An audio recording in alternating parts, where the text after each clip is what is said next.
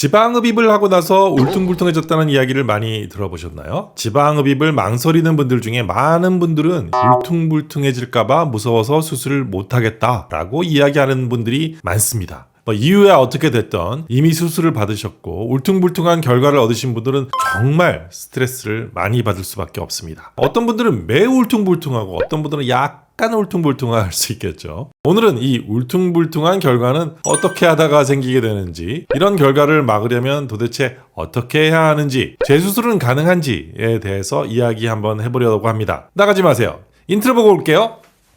뿅.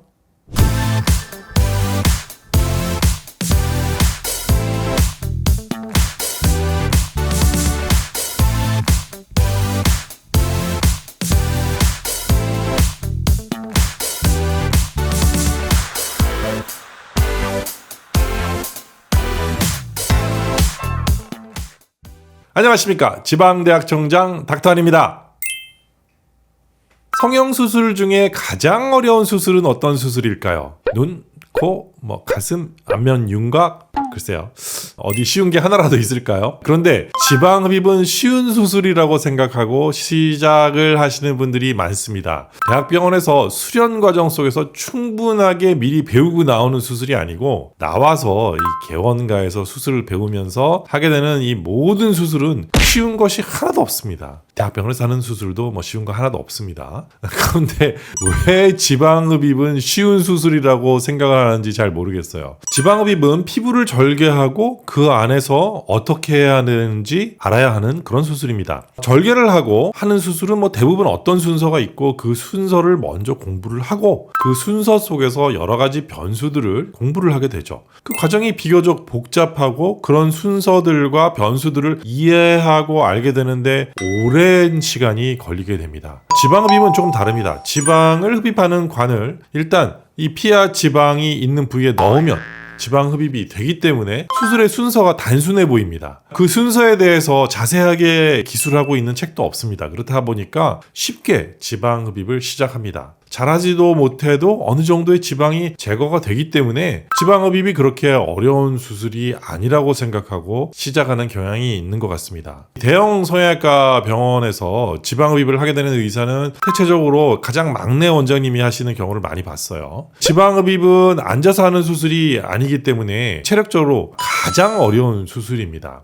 1시간에 수술을 하면 적어도 한 3,000번, 5,000번 이 정도를 팔을 이렇게 열심히 흔들어야 됩니다. 2시간이면 한 6,000번, 3시간이면 9,000번이 되네요. 적어도. 세어보지 않았지만 3시간 동안 수술을 한다면 10,000번, 20,000번 이렇게 될 것 같습니다. 체력적으로 이렇게 어렵기 때문에 눈이나 코를 전문으로 하시는 선생님들은 지방흡입을 하고 나면 다른 수술을 하기 힘들어요. 그래서 지방흡입을 싫어하시는 것 같습니다. 지방흡입을 하면서 울퉁불퉁한 결과를 만드는 가장 큰 이유는 아마도 이 의사의 기술이 부족하기 때문이 아닐까 하는 생각이 듭니다. 지방을 흡입할 때 울퉁불퉁해지는 이유 중에 가장 흔한 이유는 지방의 표층에 지방이 균일하게 뽑히지 않아서 생기는 현상이죠. 기술적으로 이것 이외에도 여러 가지 이유가 있을 수 있지만, 이런 현상은 너무 과도하게 많은 양의 지방을 뽑으려다가 생기는 현상이고요. 두 번째는 캐뉼라의 끝이 어디를 지나다니는지 정확하게 잘 모르기 때문인 것 같습니다. 이 캐뉼라의 끝이 어떻게 다니는지 정확하게 알려면 제 견해로는 적어도 한 3,000케이스의 수술은 해야 한다고 봅니다. 이것도 아주 예민한 선생님의 경우이고요. 5,000케이스가 넘었는데도 아직도 잘 아는 것 같지 않아 보이는 선생님도 많이 봤어요.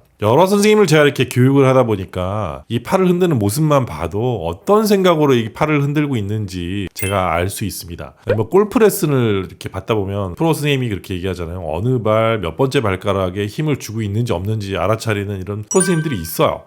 비슷하다고 생각하시면 될 것 같습니다. 지방흡입은 이 운동학적인 면이 많아요. 그래서 제가 학생 때 이 당구를 친 경험이 제가 이렇게 직업에 쓰일 줄 어떻게 알았겠습니까? 당구 칠 때 이게 큐질이 좋아야 이 지방흡입할 때도 핸들을 아주 스무스하게 다양한 각도로 이렇게 흔들 수 있게 됩니다. 당구 칠 때 이 큐의 끝이 정확하게 공의 어느 위치를 치게 되는지 알아야 되듯이 이 지방흡입도 이 캐뉼라의 끝에 구멍이 있기 때문에 이 구멍이 지금 어디를 향하고 있는지, 이 구멍이 어디를 타겟을 삼고 오른팔을 흔들고 있는지 정확하게 알면서 수술을 해야 되는 거죠. 이 정도 되려면 뭐 당구로 치면 한 2,000점 정도 되고요. 뭐 골프로 치면 한 2분 정도는 쳐야, 그러니까 프로 선수 정도의 기량은 가지고 있어야 한다는 거죠. 프로 선수는 어렸을 때부터 이렇게 꾸준히 연습을 해야 한 명이 만들어집니다. 지방흡입 한 5년, 10년 했다고 잘할 수 있는 것이 아니라는 걸 20년이 지난 지금에서 저도 이게 참 어려운 수술이구나 이렇게 생각이 듭니다. 울퉁불퉁해지는 이런 원인은 회복 기간 중에도 생길 수 있습니다. 제일 흔한 원인 중에 하나는 벨트입니다.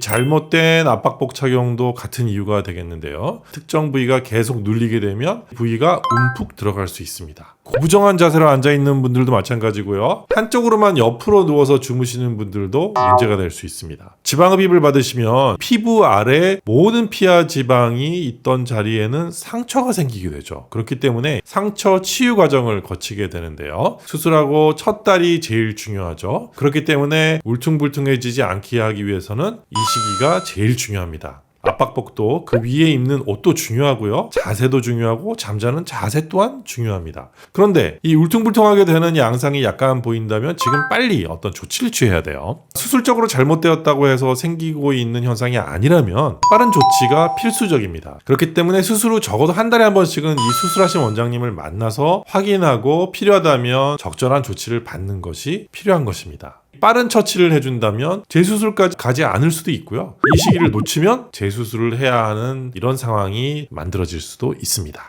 자, 지금 어떤 문제가 발생했나요? 뭐가 의심스러운가요? 그렇다면 수술하신 원장님을 만나서 빨리 해결을 하세요. 저에게 수술을 받으신 분이신가요? 혹시 어떤 문제가 있다면 다음 달에 만날 때 꼭 얘기를 해주세요. 자꾸 그냥 지켜만 보자고 하시는 병원이라면 다른 대안들을 가지고 계시지 못한 곳일 수도 있겠네요. 아니면 뭐 별거 아닌 이런 상태라면 뭐 다행이겠죠. 제가 오늘 의사 선생님들을 대상으로 하는 강의가 아니기 때문에 기술적으로 뭐 어떤 동작들이 아니면 수술 시 환자의 자세가 여러 가지 테크니컬한 부분들은 뭐 얘기하지 않겠습니다. 그런 것을 여러분들이 아실 필요까지는 없으니까요. 하지만 오늘 이야기로 이 수술 받으신 분들이 어떻게 울퉁불퉁해지지 않을 수 있는지에 대한 이론을 이해하실 수 있었으면 좋겠습니다. 수술은 의사가 하지만 다음은 여러분들이 똑똑하게 하셔야 하는 부분들이니까 저희 영상을 보시면서 하나씩 이해하시고 잘 따라가 주시면 좋을 것 같습니다.